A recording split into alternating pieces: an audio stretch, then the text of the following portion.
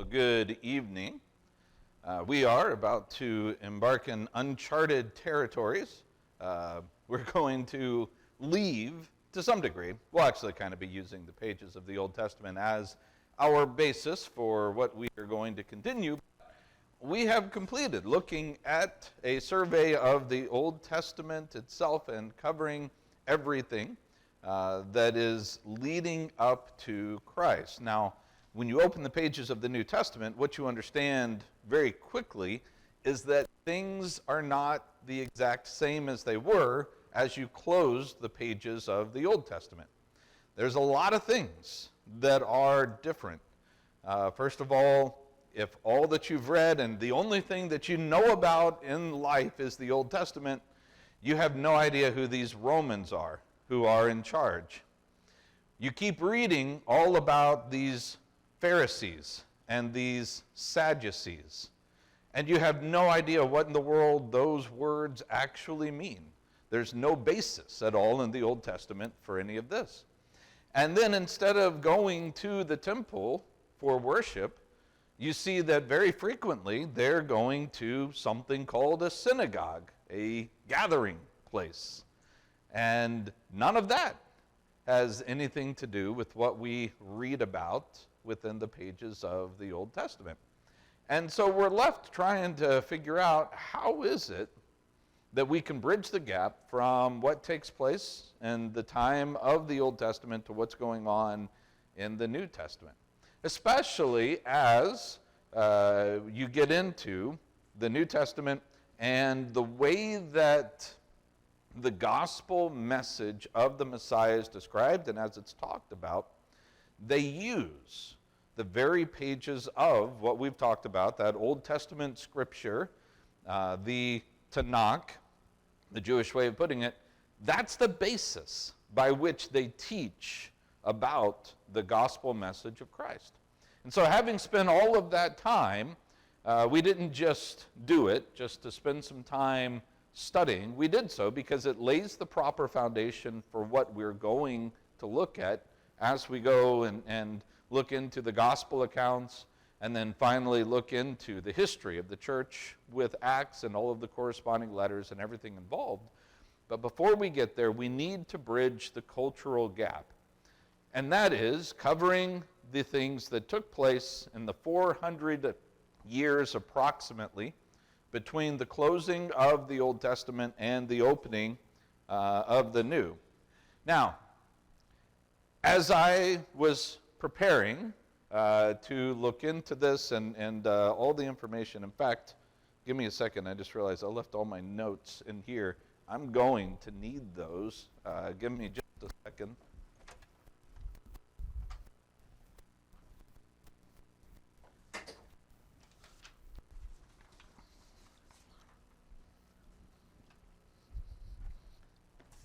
My initial plan was just to simply use the whiteboard and not have a PowerPoint, which has kind of been the way that I typically have done our Sunday nights from the beginning. I have used it, but rarely have used actually PowerPoints. I've done most of it just because it kind of feels more like a class type of scenario if you just use the whiteboard and you have that type of discussion.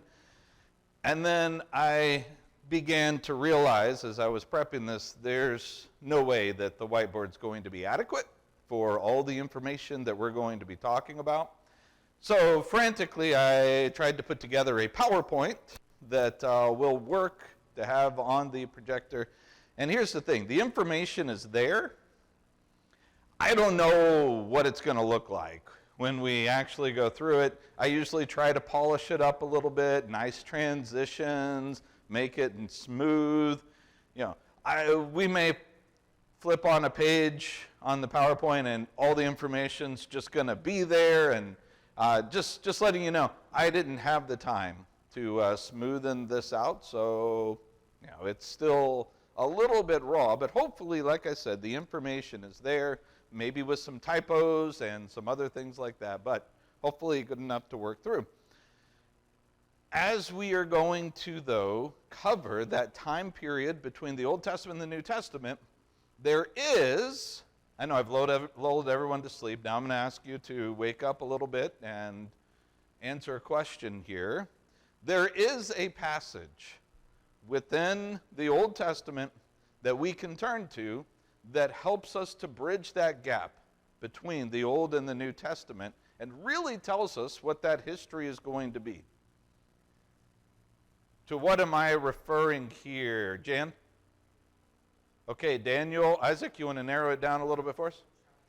Okay, yep, yeah, it's exactly right. In Daniel chapter 2, Daniel is given a picture of what is to come.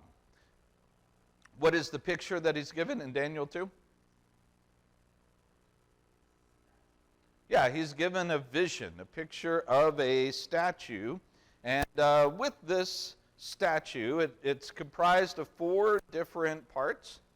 And the very first part in Daniel chapter 2 is the head of gold. And Daniel even tells Nebuchadnezzar that what does the head of gold represent? Babylon. You, he says, you are the head of gold. But that's with the understanding that the king represents his kingdom. That he is the pinnacle of the actual kingdom itself. So, this is history we've talked about before. I'm not going to spend a lot of time, really hardly any time, talking about this, because we know Babylon took Israel, or the Jews, into captivity. And then in 539, the fall of Babylon occurs. How does it happen? Who takes them? All right, there's an alliance between Media and Persia, and that alliance between the Medes and the Persians, they take down Babylon. If you want a record of this night, Daniel chapter 4 actually records what's going on in Babylon during this time. So the arms and the chests of silver, who is this again? All right, this is a Persia-Media alliance. And eventually, it's just going to be the Persians. That's going to be the dominant name for it. I know a lot of times we talk about the Medo-Persians, but just saying the Persians works just as well. This is going to be Persians who take over. They are the arms, the chest of silver. And it is during their reign that what crucial event takes place for the Israelites?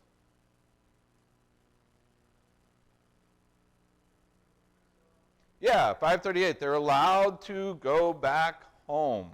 And so the decree is put forth. They're allowed to return. We were talking about things in our sermon series in Nehemiah that occurred during the Persian reign. Namely, what 2 main events that are found in Ezra and Nehemiah? Okay, the building of the temple in Ezra, the building of the walls, rebuilding of the walls in Nehemiah. These are 2 major events that need to take place. And it is during the time of the Medes and the Persians. Now, here's what's going on outside of the Bible during this time period. And it looks like I did not get a one at a time thing on the next slide. So you're going to get all the information at once. What I ask is that you don't read ahead. So no, I'm kidding. All right, so here's what's going on that will ultimately bring the Persians to their end. Around 500 or so. This is, by the way, during the time frame that's within the scriptures, where we're still within that time frame. Persia begins invasions of Greece. And so this is around approximately 500. So this really begins about 100 years or so of fighting that's going to take place between them.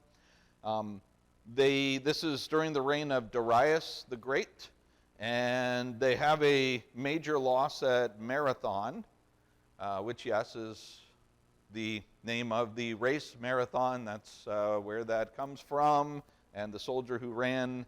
Anyway, you can go and look up that story. It's kind of an interesting story. But they have a loss at Marathon during this time. And then after Darius' death, Xerxes takes over. By the way, does anyone know another name for Xerxes? Go ahead. Okay, Ahasuerus. Where do we see the name Ahasuerus? All right, the story of Esther. The king in Esther is this Xerxes. He is the one who tried an invasion, just an all-out invasion of Greece. And I don't have all of the stuff that takes place during this time. Anyway, we don't need to worry about all of it. Probably the key battle during this time is at Thermopylae, where I put that he took a loss there, but with a question mark. Why the question mark? Yeah, Isaac?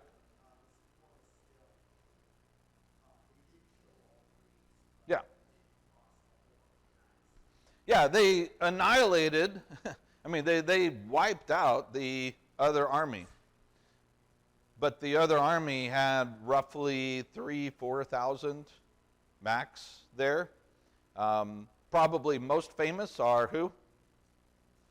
The 300, which is a legend type of thing, but the 300 Spartans who were there and held the gap at Thermopylae, wiping out tens of thousands, if not over 100,000 of the Persians trying to get through this. So, yes, they technically won because at the end of the day, the other army was not on the field at this pass, but it was a huge loss for them.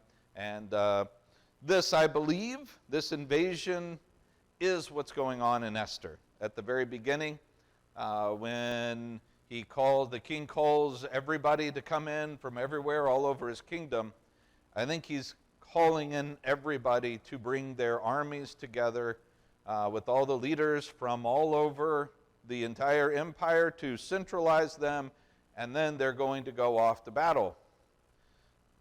And then later, when he's sad, why might he be sad?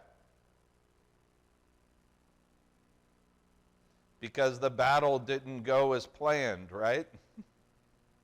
And so he wants the comfort of his queen, but she is not there any longer to comfort him by his own decree. Anyway, that's not something I can prove, but I think it makes sense that would fit during that time frame. After this, you have continued aggression with various Greek states. Why do I not say with Greece?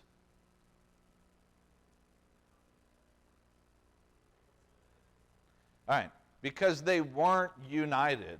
Isaac just said they weren't an actual country at this time. There is no Greek nation. There's just a bunch of city-states. And they battle with each other as much as they battle with anyone else. So there's continued aggression during this time, but eventually under a guy named Philip of Macedon, they are going to unite together. And they're uniting together for what singular purpose?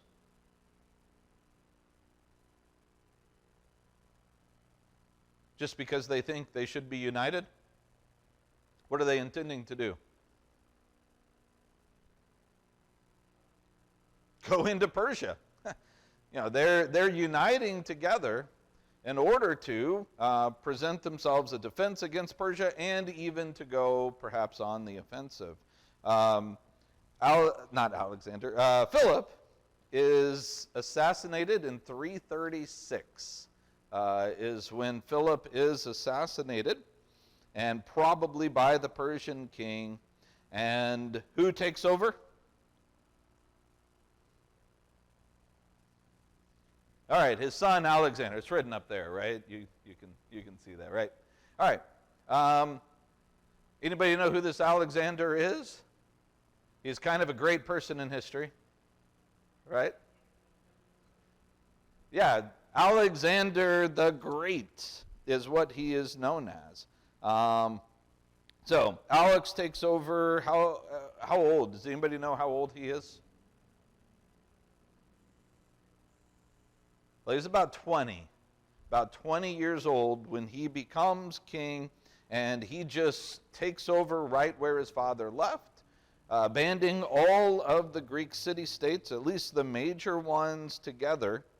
And then he goes and he mounts an offensive into Persia. And so they invade Persia at this time. Let me see here. Are they successful? Yes.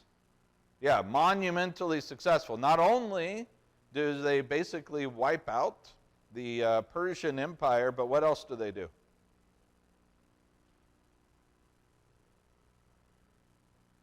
Conquer the whole known world, basically, at this time. Yeah, they go all the way as far as India. That's as far as they make it.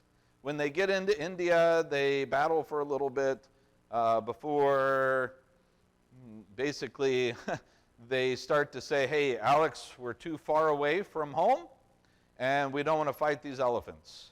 And that's kind of how they end his, I guess, path all the way out there. So Alexander the Great, he takes over the world within 12 years. And let's see, from 332 to 323, you have his conquest. Now, what's the problem when Alexander dies? We really don't know how he dies. Some say perhaps he was poisoned. Some say he got sick, or he had a wound that infected and killed him. But we know that he dies, and what's the problem? All right, he didn't have a proper successor. Now, he does not, at his death, have a male child who can take over for him. There is a child in the womb when he dies. There was at least somebody, but that child is going to be figurehead only and will never have any political clout, control, or anything, because before he has the opportunity to do so, what happens to the kingdom? Anybody know?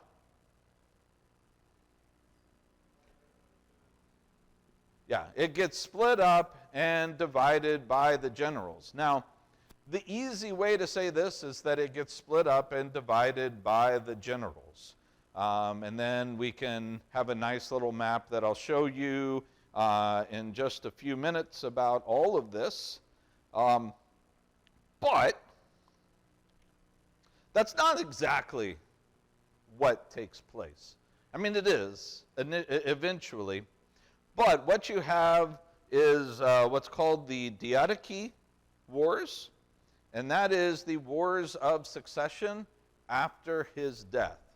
This is when all of his main generals, it actually began with basically two factions. One of the factions said we need to wait for his son to come of age, and when he does, then he will be the king, and I will stand as kind of the guy in his place. Another faction said, no, we need to just go ahead and make, I can't remember exactly who it was, someone, but like a brother or something like that, the ruler, brother-in-law.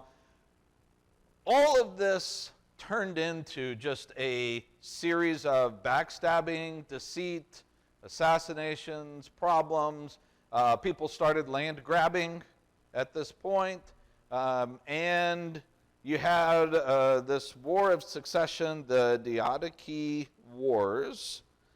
You get to where you have just kind of some major players. A guy named Antigonus controls Asia Minor, Turkey, and then going east. He ends up being kind of controlling that area. A guy named Cassander has Macedon and Greece. And so, even though he's in that same general area as Asia Minor, he's able to hold those groups.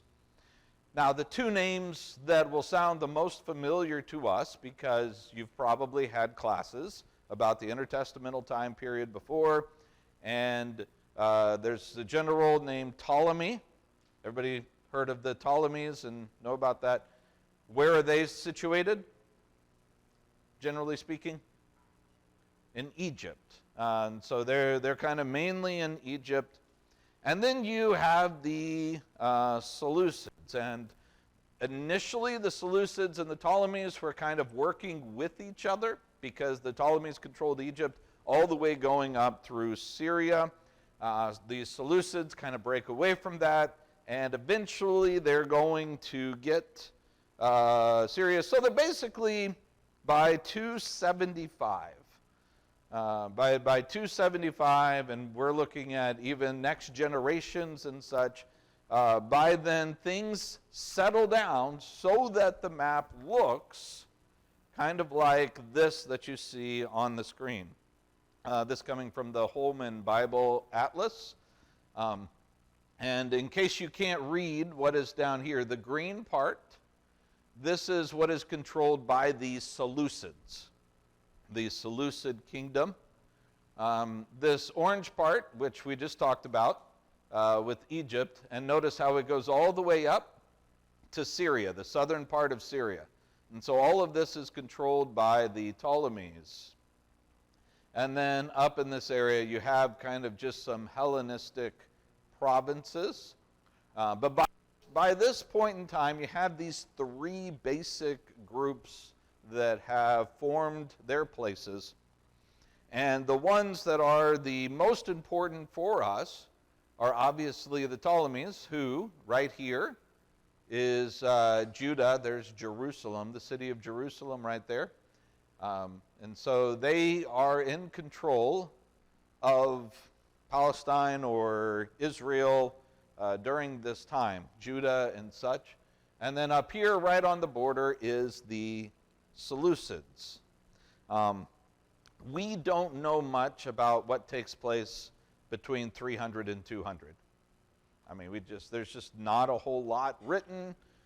We just don't have very much information about that. But once you get past that, between 200 and beyond, we kind of know a little bit more about this.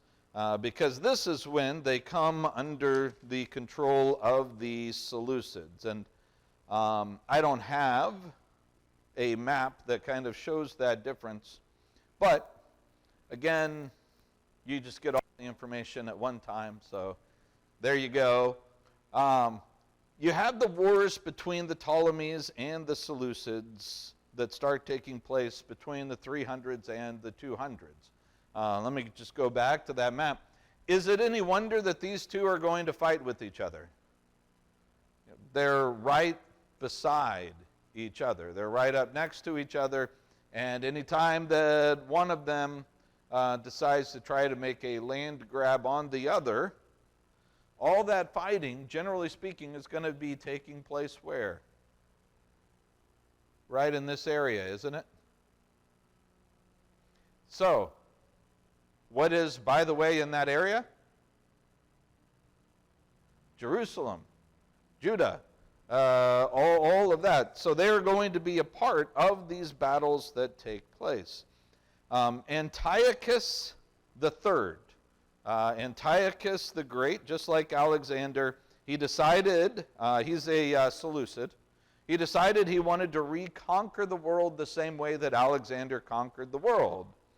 And to do that, where does he have to go?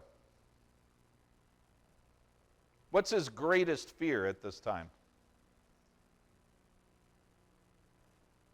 Not Rome. Not yet. The Ptolemies. He's got to go down to Egypt, right? So he decides that he is going to, on his conquest of the world, begin by coming down here in order to take Egypt. So you have war that is fought with Egypt on the way down there. You have in 217 the Battle of Raphia, or Gaza, as it is also known. And This battle takes place, around in here, and he is defeated by the Egyptians. Not to be, though, completely undone, he regroups, and about 15 years later, he's going to fight another battle or another war with the Egyptians, the Ptolemies, and that war is going to take place here. The war is going to last from 202 to 198, so 4 to 5 years, where all of that is being fought in the land of Palestine. And you have in 198 the Battle of Banias, or Benias, I'm not sure. At this point, Seleucids gain control over Palestine. They defeat the Ptolemies, and so the line now is going to shift. And the Seleucids control this territory. It's a huge blow to the Ptolemies in Egypt. It's a huge gain for the Seleucids. And so around approximately 200 or so, Judah comes under Seleucid control. Now here's what's really interesting about this. After he has done this and he kind of feels as if he has the Ptolemies in check, he decides, or he is talked into going westward. And what lies westward? Rome. So during all time, you have the rise of Rome taking place over here, and he sees Rome as kind of an easy pickings to go into. Is Rome an easy pickings for him to go to? No. This ends up being disastrous.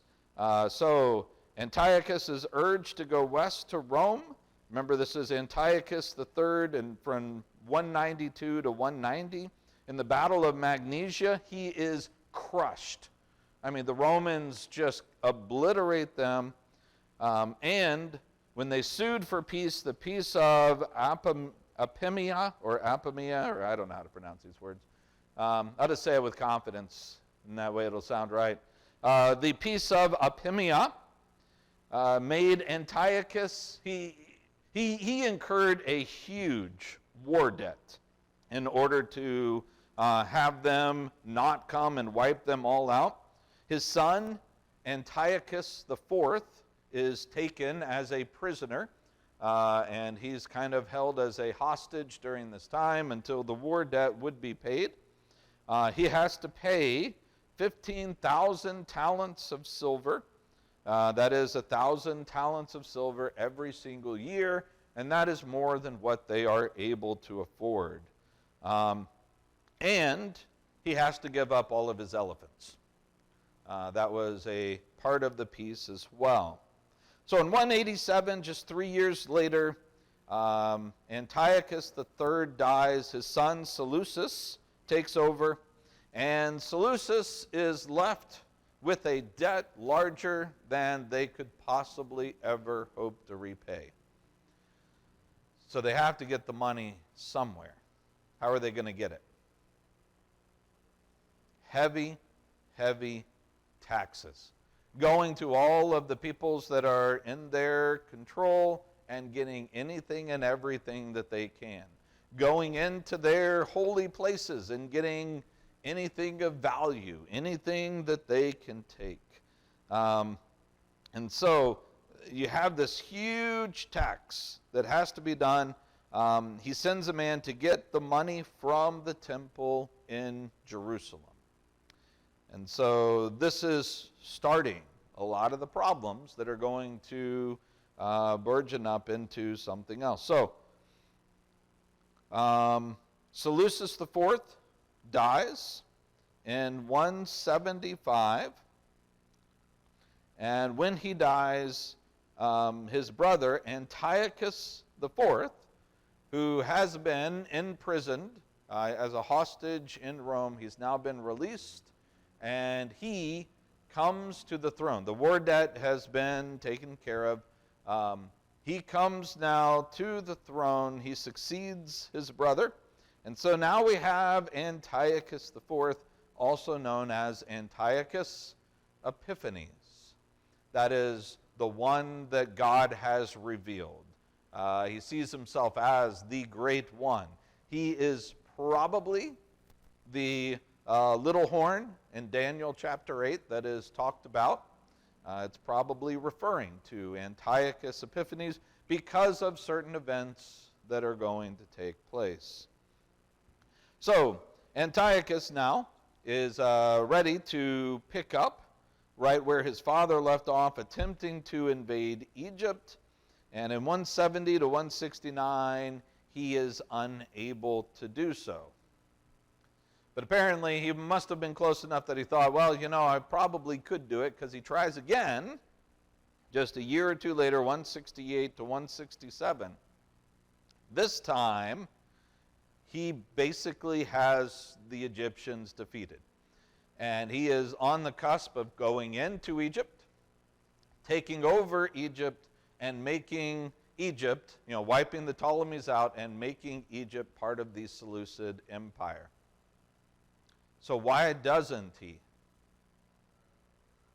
All right. Isaac read the screen up there. I don't even know if he did. I don't know if he could even do that from where he's sitting. Yeah.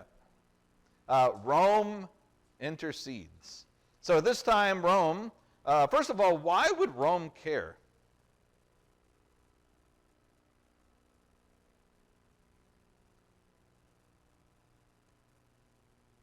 Nobody has any ideas? Why would Rome care if the Seleucids take out the Ptolemies?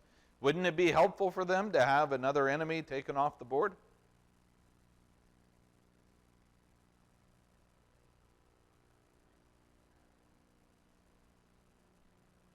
Okay, so Miranda said that if one were to defeat the other, that one becomes even stronger at that point. I mean, think about it. If you've got these two guys quibbling and fighting each other, they're not looking what direction? Yeah, they're not worried about what's going on in Rome. Rome is not wasting resources on battle. They're not wasting resources, or at least that direction. They're able to look and expand in other directions, knowing that nobody down there, the Ptolemies or the Seleucids, they're not going to bother them. They've already shown their dominance over the Seleucids earlier, right? So it is best for them to maintain the status quo, for the Seleucids and the Ptolemies to continue to bicker and argue over each other, so they won't try to advance on Rome or have anything such as that. So Rome intercedes at this point. They send ambassadors. I'm not even going to try that name there. Maybe Lucius Papilius Laenas goes down to Egypt.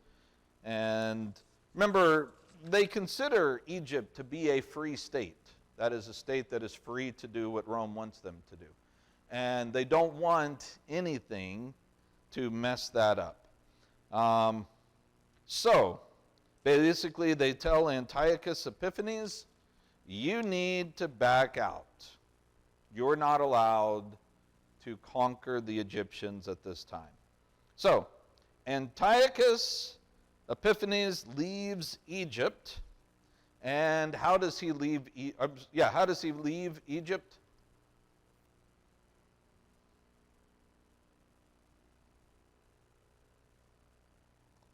It's up there. You can say it. Angry, right?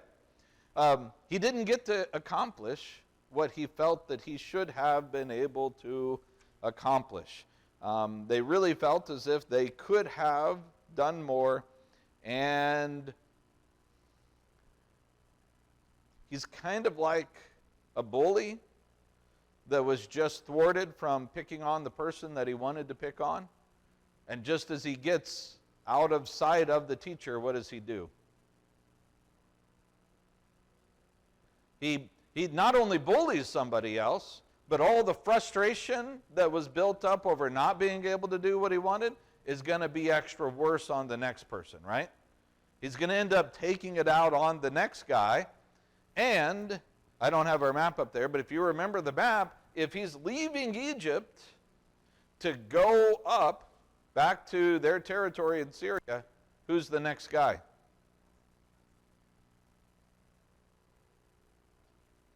Judah, right?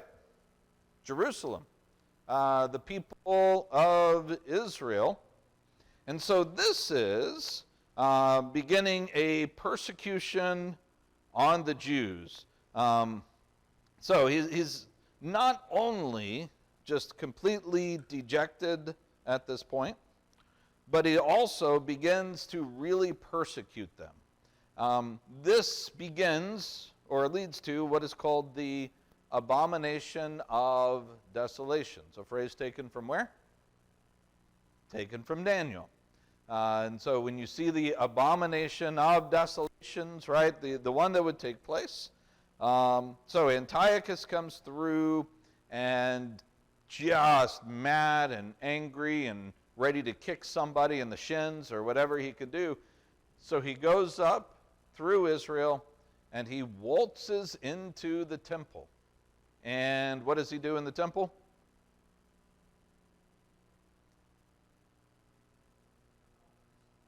All right, he offers swine, he offers a pig to whom? To Zeus. So he offers an offering in Yahweh's temple, offers it to Zeus, and it is an offering of a pig.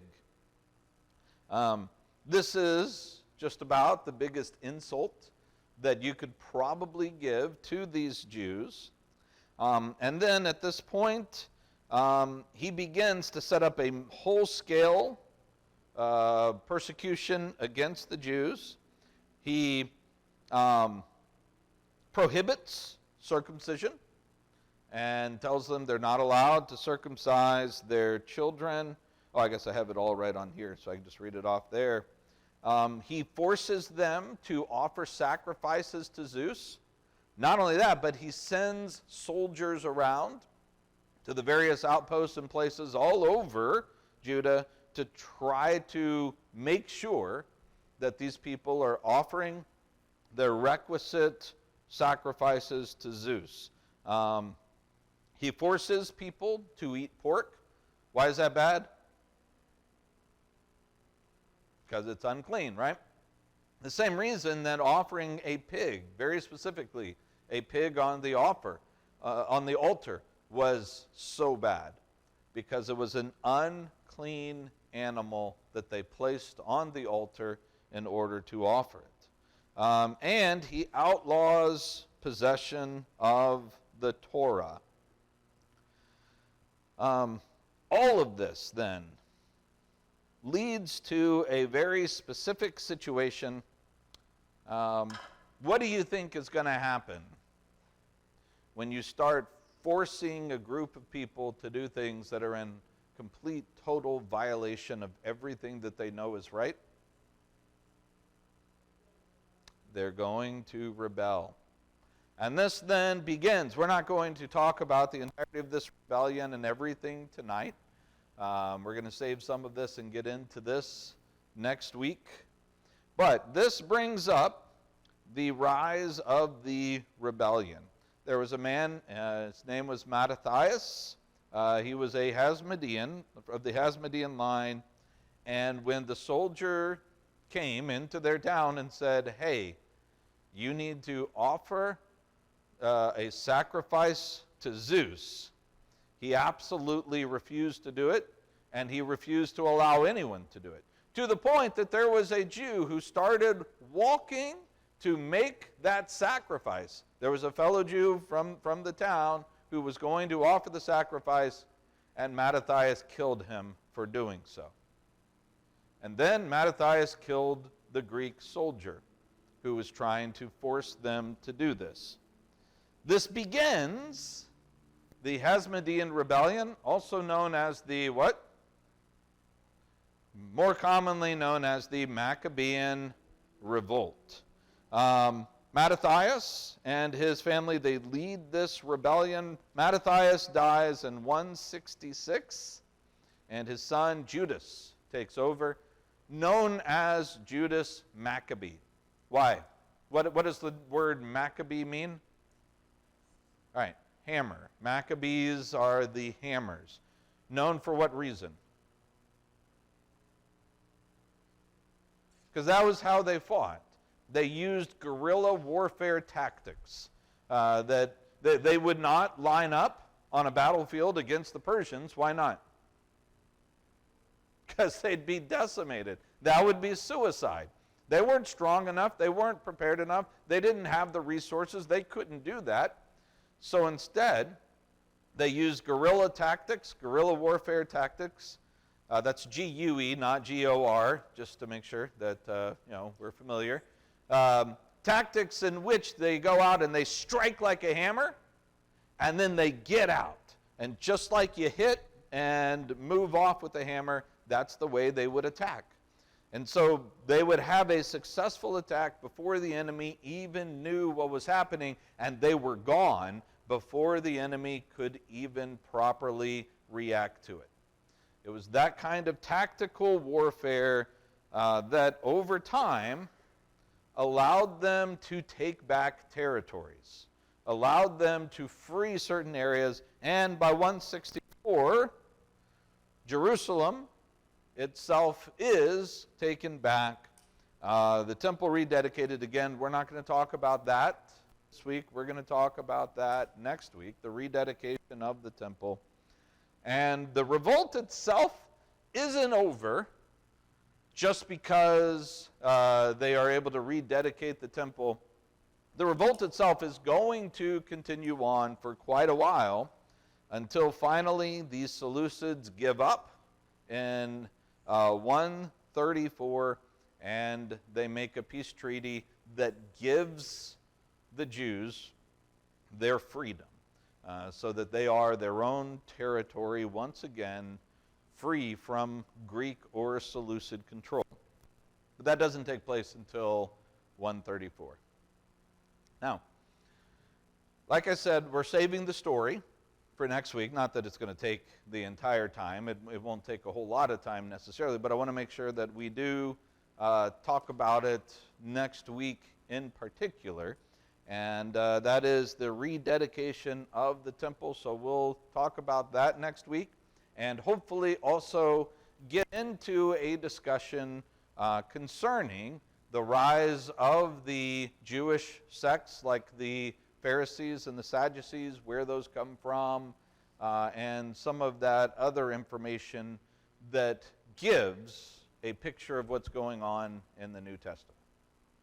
All right, any questions or comments from just this deluge of information that was thrown at you this evening? Hopefully some of this was review, and that some of this you guys have talked about before and had already heard of, maybe some details that you hadn't heard of before. But we will, in due time, pretty quickly, we'll get back into the pages of Scripture as we will begin to look at the Gospels probably in just a few weeks. All right, any questions or comments before we close this up this evening? All right, well then I will turn things over to Richard. Thanks a lot, guys.